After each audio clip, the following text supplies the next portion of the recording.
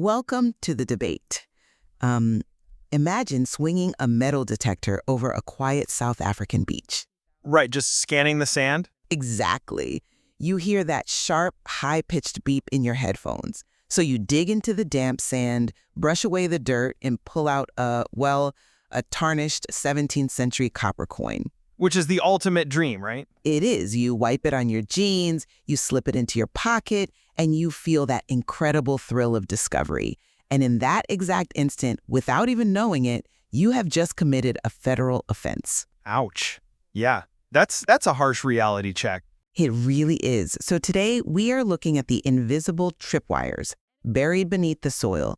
We're unpacking the legal, ethical, and frankly, highly practical landscape of metal detecting in South Africa. We want to answer that core question.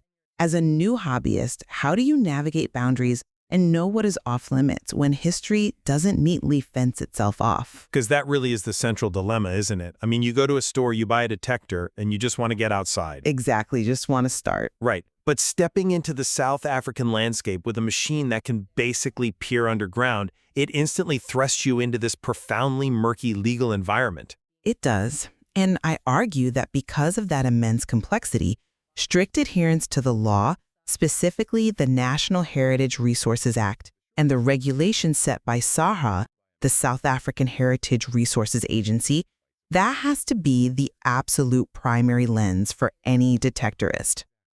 So you're saying treat everywhere as a protected site? Essentially, yes. A beginner has to adopt a preservation-first mindset.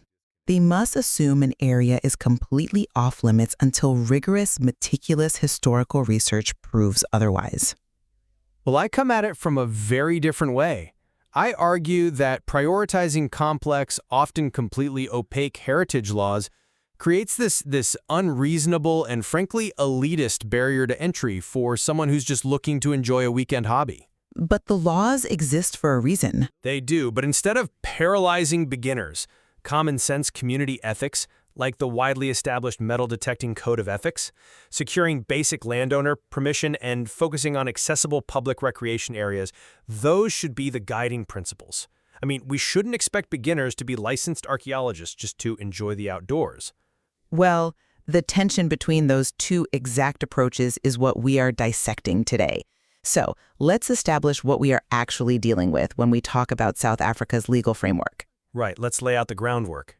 South Africa possesses an incredibly deep, layered, and often painful history. The National Heritage Resources Act was designed to protect the physical remnants of that history. So, under this law, any artifact over 100 years old automatically belongs to the state. Which is a huge umbrella. It is. And the exact same protection applies to shipwrecks over 60 years old and all rock art, including a very strict 10-meter protective radius around any rock art site. Yeah, those are sweeping mandates. A 100-year blanket rule basically covers a massive amount of material that is scattered everywhere, not just in nicely marked historical sites.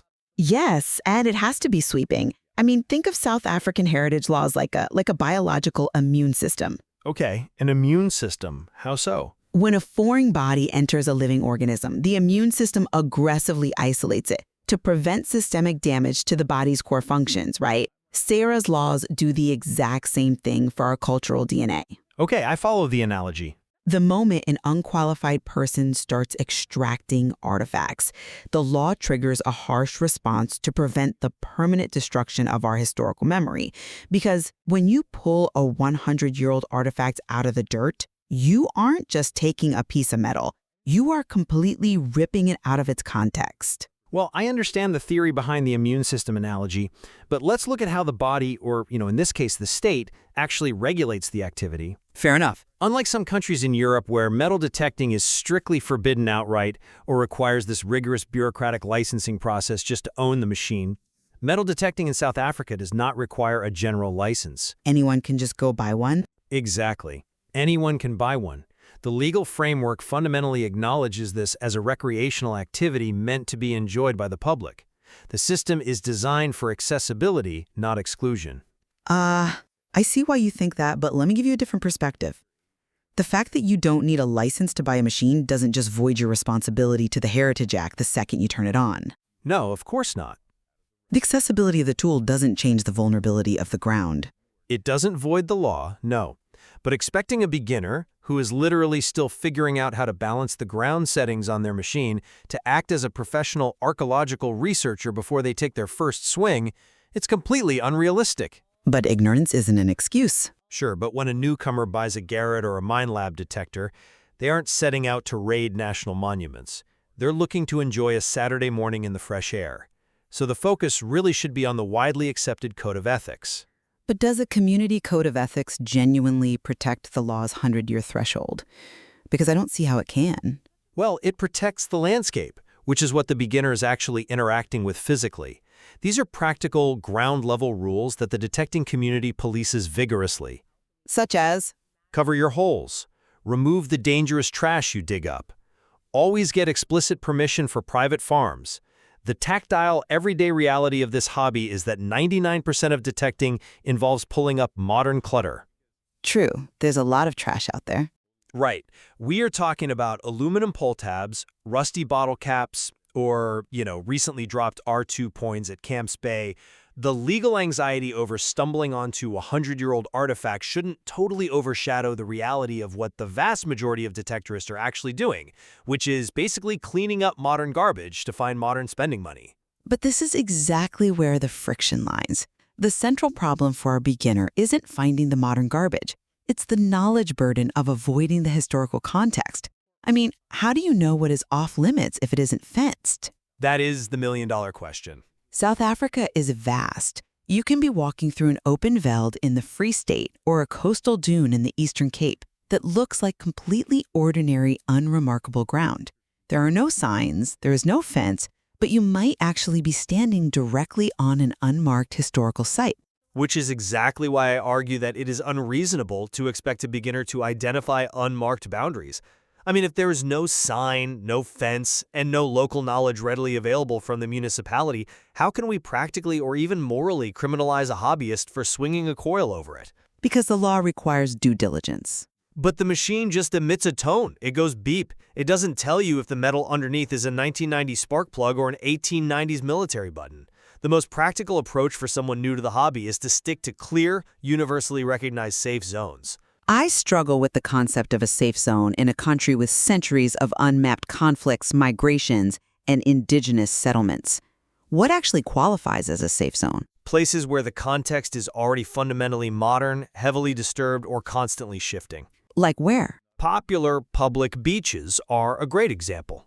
Though obviously, a beginner must always check local municipal bylaws first, as some beaches have specific restrictions, or private agricultural farms, provided you have explicitly tracked down the landowner and secured their permission.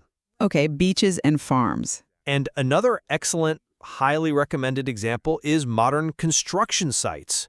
When a new shopping center or a housing estate is going up, the earth is already being deeply, violently disturbed by heavy excavators. Right, the diggers have already torn it up. Exactly. So scanning the dirt mounds that the machines pull up, with the site manager's permission, naturally, is a perfect playground for a beginner. In these environments, you aren't disrupting intact history. The modern world has already overwritten the past, or the environment naturally churns the ground, like the surf zone on a beach. Well, that sounds pragmatic, but it creates a massive blind spot. If a hobbyist doesn't do the archival research on, say, Voortrekker outspans or old Boer War campsites, aren't they just playing Russian roulette with the country's heritage? I think Russian roulette's a bit strong. Not really.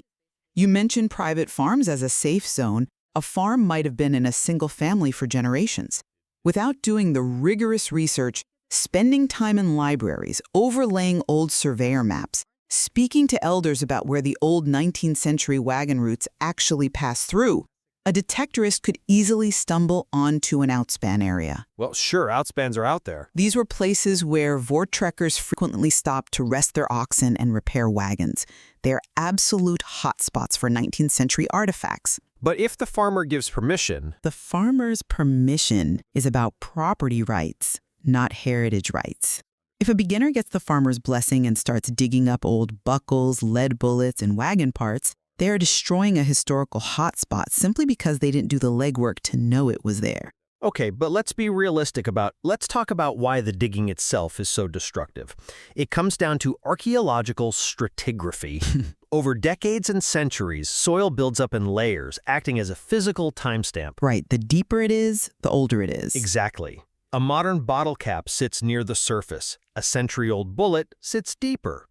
When a detectorist digs a jagged hole to pull out that bullet, they scramble those layers forever. They put the timestamp in a blender. I don't disagree with the science of stratigraphy. Obviously, layering is real, right? But consider the real-world impact.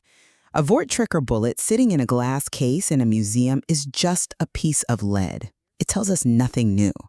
But a bullet found undisturbed in the ground exactly 200 yards from a known wagon route tells archaeologists the specific range of their rifles, the direction of an attack, or the location of a previously unrecorded skirmish. I see what you're saying about the context. Pulling it out of the ground erases that skirmish from human memory. Ignorance of an unmarked boundary does not excuse the destruction of context. Finding these historical hotspots requires research, and doing that research naturally reveals what is legally protected. I hear you. I do, but I'm sorry. I just don't buy that framework for everyday hobbyists. Let me tell you why. You're demanding an academic standard for a recreational pursuit. I'm demanding legal compliance. Yes, historical research is a thrilling part of the hobby for many experienced detectorists. Looking into ghost towns, abandoned mining camps, or old reunion grounds. But to say a beginner is playing Russian roulette with national heritage unless they spend their weekends cross-referencing archival maps is setting an impossible, completely paralyzing bar. So they should just guess? No, but it turns a fun outdoor activity into a grueling academic exercise. This is precisely why the global and South African metal detecting communities rely so heavily on the code of ethics. Self-policing, when properly taught and strictly adhered to, is incredibly effective. I have deep, deep reservations about whether self-policing is enough when the stakes involve irreplaceable national heritage. Well, it is the ultimate practical guide because it dictates the everyday do's and don'ts that actually protect the physical landscape. Rule number 1, never trespass. Always know whose land you are on. A baseline legal requirement anyway. Right. Rule number 2, always use the semi-plug technique. For those who might not know, this means you don't just jam a shovel in and dig a massive crater. You take a specialized digging tool, cut a neat horseshoe shape into the grass, and gently fold it back like a trap door. So you keep the roots intact. Exactly. You extract your target, fold the grass back, and step on it. The roots remain intact, the turf doesn't die, and you leave absolutely no holes behind. I mean, that is essentially just landscaping. It is respectful land use. You're also expected to be an ambassador. Be kind to the interested kids who run up to ask what your machine is doing. Strictly avoid night hawking, which is sneaking onto land at night to detect, a practice universally condemned by any responsible detectorist. Night hawking is a massive red flag. Huge red flag. And crucially, detectorists actively clean the environment. A proper detectorist's coin pouch has a dedicated section for trash.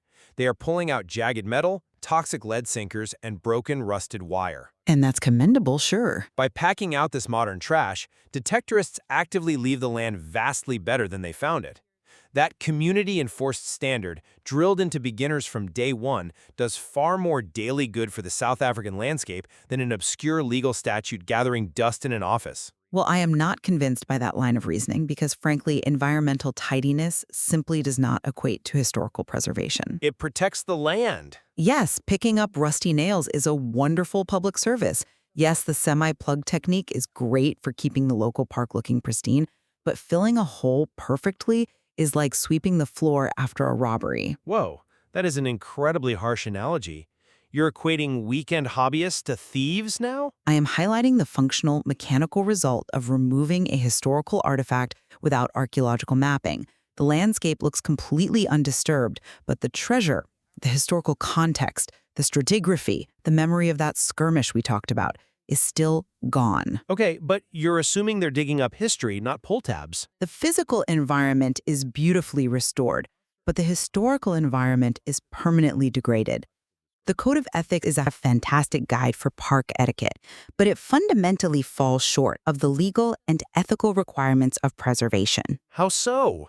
The code explicitly tells detectorists to respect historical sites. Look at the actual wording of the community code itself. It often suggests that if you find something historically significant, you should, quote, consider donating to museums or local historical societies. Which is a good thing. It is phrased as a polite, magnanimous suggestion, a good deed you might choose to do. But SAHRA law doesn't make it a suggestion. If that item is over 100 years old, or if it's a meteorite, or if it's connected to military history, the law mandates that it is state property. Right, the 100-year rule again. Exactly. You don't get to consider donating it. It was never yours to begin with. Self-policing creates this dangerous false sense of security for beginners. It makes them feel that as long as they are polite to the farmer and kind to the grassroots, they're operating legally. They very well might not be. I understand the stark distinction you're making between landscaping and archaeology. I really do. But we have to look at how these rules actually play out in the dirt, in the real world. We're shifting from the high-minded philosophy of the rules to the gritty reality of enforcement. Which is severe. But the vast, overwhelming majority of people swinging a detector in South Africa are not unearthing meteorites or 19th century Voortrekker wagons. But when they do cross that line, intentionally or not, the real-world consequences are incredibly severe. This isn't just academic theorizing. We have a stark, vivid reality check right in our source material regarding enforcement. The incident at DS Beach in Mossel Bay. Ah, yes, the Diaz Beach case. 3 individuals were arrested for possessing suspected stolen materials from the King-centric shipwreck. Yes, which sent absolute shockwaves through the detecting community. Exactly, and for good reason. The King-centric was a 19th century wooden sailing bark that was lost off the coast.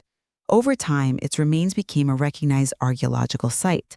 But people often operate under the completely false assumption of finders keepers. Right, especially on beaches. Or they think maritime salvage laws apply if some old copper or timber washes up on the beach. They think, hey, it's in the sand, it's fair game.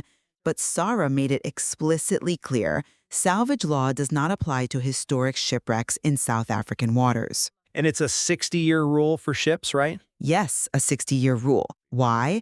Because it broadly protects everything from the golden age of sail right up for the wrecks of the Second World War. They are classified as unalterable archaeological heritage. And the authorities clamped down hard on that one. They did. It is strictly illegal to damage, disturb, remove, or even possess any material from a protected shipwreck without a valid permit. And the enforcement has teeth. Equipment used on national heritage sites or burial grounds can be confiscated by the state. Wait, so they just confiscate everything? Everything, meaning you lose your expensive detector, your digging tools, potentially even your vehicle, and violators face severe criminal penalties. Beginners need to know that this legal framework is waiting for them before they swing a coil near a beach that might hold a wreck. Right, that is a compelling argument, but have you considered that the Diaz Beach incident is a massive, extreme edge case? Is it, though? Yes. You're talking about individuals allegedly looting a known, named, historic 19th century shipwreck. That requires a level of intent and scale that is vastly different from a beginner scanning the sand under a playground swing set because kids lose jewelry when they hang upside down. Well, yes, the intent is different.